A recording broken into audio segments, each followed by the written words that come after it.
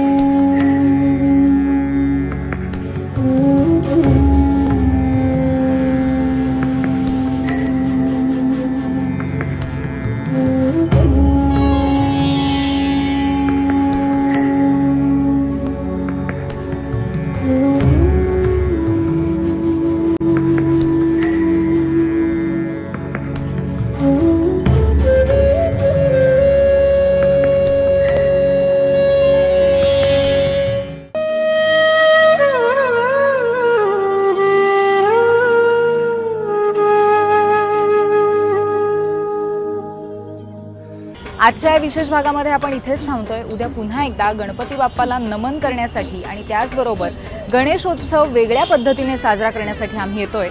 तुम्ही पाहत रहा ABP माझा।